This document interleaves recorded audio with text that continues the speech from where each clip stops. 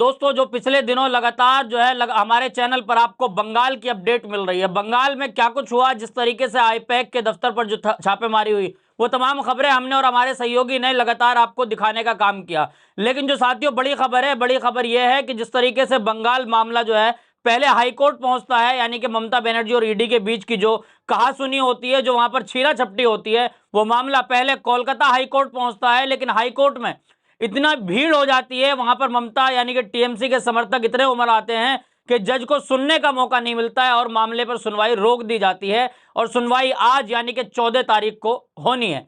लेकिन उसी बीच सीधा जो है ईडी ने अपना रुख अपनाया और सीधा सुप्रीम कोर्ट का दरवाजा खटखटा दिया है। सुप्रीम कोर्ट में इस मामले में कोई सुनवाई नहीं हुई, लेकिन सुप्रीम कोर्ट से क्या ममता दीदी को फटकार लगेगी या फिर राहत मिल जाएगी, ये एक सबसे बड़ा सवाल है। साथियों मामला क्या है? मामला है ग्रीन फाइल का।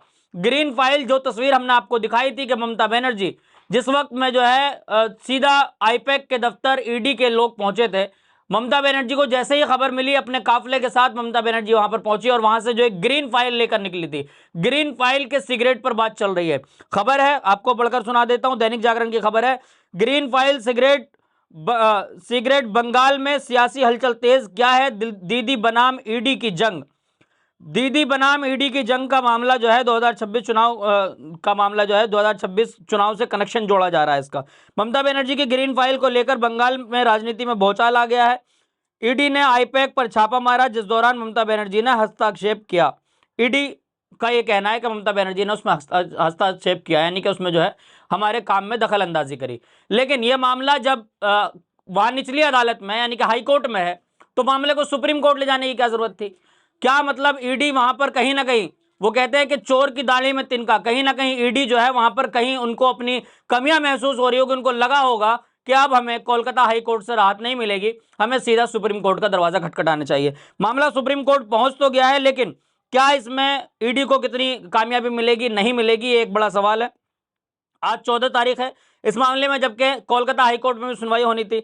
दूसरी खबर पढ़कर बताता हूं आपको। ईडी ने ममता बनर्जी के खिलाफ खटखटाया सुप्रीम कोर्ट का दरवाजा, बंगाल प्रशासन पर लगाया धमकाने और जांच में बाधा डालने का आरोप। इसमें जो है ममता बनर्जी के खिलाफ ईडी ने एफआईआर कराने की बात की है कि ममता बनर्जी और उनके जो अधिकारी है, वहां के जो डीजीपी है और जो वहां के पुलिस अधिकारी के अधीक्षक है, उनके खिलाफ जो है कार्रवाई होनी चाहिए, इस तरह की मांग जो है की गई है। उसमें लिखा है कि ईडी ने अपनी याचिका में मुख्यमंत्री ममता बनर्जी पर कड़े प्रहार किए। याचिका में मुख्य सचिव, डीजीपी और कोलकाता पुलिस कमिश्नर का भी नाम लिया गया है, जिन्होंने कथित तौर पर परिसर में प्रवेश किया और पीएमएलए की तलाशी के तहत तलाशी चल रही थी। यानी कि पीएमएलए के तहत जो है वो तलाशी चल रही थी, लेकिन उसमें जो है वहां के कमिश्नर का नाम आया है, डीजीपी का नाम आया और ममता बनर्जी का। इससे पहले हमने आपको खबर दिखाई थी कि ममता बनर्जी ने खुद, ममता बनर्जी की पार्टी टीएमसी ने और आईपैक ने मिलकर जो है कोलकाता हाईकोर्ट तक मामला पहुंचाया था, यानी कि इन पर एफआईआर दर्ज कराई थी। किस पर एफआईआर दर्ज हुई थी? पहले जो वहां पर छापामारी करने गए थे ईडी के ऊपर। ईडी के ऊपर पहले एफआईआर दर्ज होती है, अब उसके बाद ईडी ने पलटवार करते हुए पहले कोलकाता हाईकोर्ट से उनको राहत नहीं मिली। क्या हुआ यह बताया जा रहा है कि वहां पर सुनवाई के दौरान इतना मतलब भीड़ बढ़ चुकी थी कि वहां पर सुनवाई नहीं हुई और सुनवाई जो है वो टाल दी गई। इसी बीच ईडी जो है सीधा सुप्रीम कोर्ट पहुंच जाती है। लेकिन साथियों मामला क्या है? मामला यह है कि अगर ये घोटाला था, तो पिछले 7 साल पुराना घोटाला अचानक चुनाव से कुछ जो है दिनों पहले, कुछ महीनों पहले आखिर क्यों आता है? और सीधा प्रहार जो होता है वो आईपैक के दफ्तर पर होता है। आईपैक जो है दफ्तर है, वो आईपैक सीधा जो है तमाम टीएमसी का कामकाज देखता है। लेकिन ममता बनर्जी जो है लगातार ये कह रही है कि हम झुकने वाले नहीं है। प्रधानमंत्री मोदी पर उन्होंने आरोप लगाया, अमित शाह पर आरोप लगाया, अमित शाह को यह कहा कि आप वोट चोरी करते हैं, हमारी फाइल चुराना चाहते थे, हमारी वोट की तमाम प्रक्रिया चुराना चाहते थे कि किस तरीके से हम बंगाल में जीत रहे। सवाल इसलिए है कि बंगाल में जो लगातार 3 बार से ममता बनर्जी की जीत हो रही है, यानी कि टीएमसी की जो जीत हो रही है, वहां पर ममता बनर्जी 3 बार से मुख्यमंत्री है, तो ये चीज कहीं ना कहीं भाजपा को हजम नहीं हो रही है। भाजपा को यह लग रहा है कि इस बार बंगाल में हम अपना चाबुक चला देंगे। लेकिन ममता बनर्जी कोई कमजोर मुख्यमंत्री नहीं है। कमजोर मुख्यमंत्री होती तो सरेंडर कर दिया होता प्रधानमंत्री मोदी के सामने। लेकिन ममता बनर्जी लगातार, उनके भतीजे अभिषेक बनर्जी चाहे मुख्य चुनाव आयोग हो, किसी को छोड़ने के मूड में नहीं है। और हाँ साथियों, मैं ये समझता हूं कि जिस दिन सुप्रीम कोर्ट में भी इस मामले में सुनवाई होगी, जब भी होगी सुनवाई, ममता बनर्जी वहां भी नहीं झुकेगी। ममता बनर्जी जो है वो, मैं समझता हूं कि एक मजबूत लेडीज है और इंदिरा गांधी जैसे आयरन लेडीज कही जाती थी, इंदिरा गांधी जैसा कहीं ना कहीं ममता बनर्जी किरदार निभा रही है। जो लोकतंत्र में जिम्मेदारी से लोकतंत्र की, मतलब विपक्ष में होने के बावजूद भी जो है लोकतंत्र की एक अच्छी तरीके से जिम्मेदारी निभा रही है। विपक्ष से मतलब यह है कि जो लोकसभा में विपक्ष है। तो मैं समझता हूं कि ममता बनर्जी जो है लगातार इन लोगों से लड़ती रहेगी, और ममता बनर्जी की तमाम चुनावी प्रक्रिया चल रही है, रैलियां हो रही है, और जिस तरीके से वहां पर लगातार ये आरोप लगाए जाते थे कि वहां से घुसपैठियां घुस रहे हैं, उन घुसपैठियों का क्या है, और उन घुसपैठियों को आखिर किसकी रोकने की जिम्मेदारी, ये भी सवाल है। रोकने की जिम्मेदारी देश के गृह मंत्री अमित शाह की है। लेकिन ममता बनर्जी ने जो आरोप लगाए हैं, आरोप ममता बनर्जी पर ही पड़ जाएंगे या फिर ईडी इसमें अपनी जान बचाती नजर आएगी, ये सवाल है। आज 14 तारीख है, कोलकाता हाईकोर्ट ने जो है आज के लिए मामला टाला था। क्या आज उसमें सुनवाई होगी, या फिर कोलकाता हाईकोर्ट ये कह देगा कि आप सुप्रीम कोर्ट चले गए तो आप सुप्रीम कोर्ट से इंसाफ ले? क्या ये मामला इसी तरीके से उलझा रहेगा? क्या इसकी गुत्थी सुलझेगी या फिर नहीं? ये भी एक बहुत बड़ा सवाल है, क्योंकि कुछ ही दिनों में वहां पर ऐलान होने हैं कि चुनाव कब होने हैं, किस तारीख में होने हैं, कितने चरण में होने हैं, किस तरह का मामला होगा। तमाम अपडेट जो है लगातार आपको बंगाल के हम देते रहेंगे। लेकिन साथियों सवाल यह है कि इस तरीके से ईडी का जो छापा का विरोध ममता बनर्जी ने किया, क्या अगर ये मामला किसी और राज्य का होता तो क्या किसी मुख्यमंत्री के अंदर इतनी हिम्मत है कि प्रधानमंत्री मोदी और उनके गृह मंत्री अमित शाह के खिलाफ इतना बड़ा मोर्चा खोल दे? क्या किसी की हिम्मत है कि उस पार्टी का सचिव जो है सीधा मुख्य चुनाव आयोग पहुंच के मुख्य चुनाव आयोग को हड़का दे?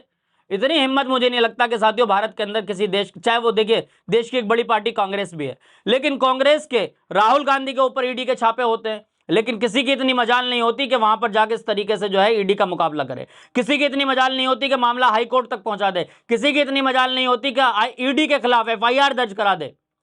साथियों ये अगर मजाल और ये दम है तो कहीं ना कहीं ममता बनर्जी के जो भतीजे हैं अभिषेक बनर्जी, ममता बनर्जी हो, उनकी पार्टी टीएमसी हो, इन तमाम लोगों ने कहीं ना कहीं, मैं समझता हूं कि लोकतंत्र के अंदर जो एक विपक्ष में रहने की जिम्मेदारी होती है वो निभाई जा रही है।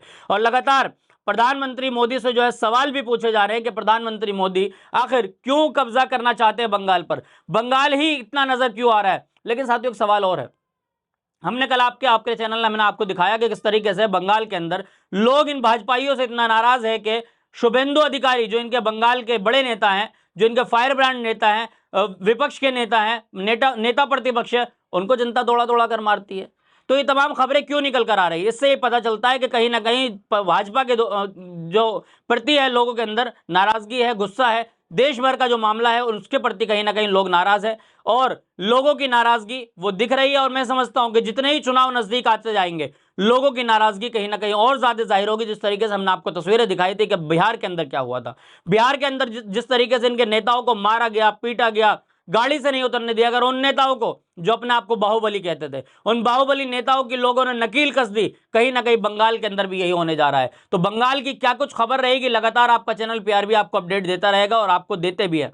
तो साथियों एक सवाल यह भी है कि जिस तरीके से मामला सुप्रीम कोर्ट पहुंचा है, तो सुप्रीम कोर्ट में ममता बनर्जी को राहत मिलेगी या फिर ईडी को फटकार लगेगी? और ईडी क्या वहां से, मैं समझता हूं जिस तरीके से ईडी सीधा कोलकाता हाईकोर्ट से सुप्रीम कोर्ट पहुंची है, सुप्रीम कोर्ट के बाद तो कोई रास्ता नहीं है, तमाम रास्ते खत्म हो जाते हैं। तो क्या ईडी यहां पर फंस जाएगी? ईडी पर पहली बार ऐसा होगा इतिहास में कि ईडी जो है किसी ऊंट पहाड़ के नीचे वाले आने वाला मामला होगा कि ईडी जो है पहली बार इस तरीके से फंसती नजर आ रही है। इस तरह की जो भी अपडेट लगातार हम आपको इससे जुड़ी हुई देते रहेंगे। हमारे सहयोगी और हम लगातार इस पर नजर बनाए हुए हैं कि किस तरीके से आपको जो है सही खबर पहुंचानी है, क्योंकि गोदी मीडिया नेशनल चैनल जो है आपको खबरें नहीं दिखाएगा। आपसे एक रिक्वेस्ट है, आपने अभी तक हमारा चैनल पीआरबी को सब्सक्राइब नहीं किया है, चैनल को सब्सक्राइब कर लें, बेल आइकन बटन को जरूर दबाएं ताकि सबसे पहली वीडियो आपको मिल सके। और आपसे एक रिक्वेस्ट और है कि जो भी जानकारी हम आप तक पहुंचाते हैं आप देश की जनता तक पहुंचाएं।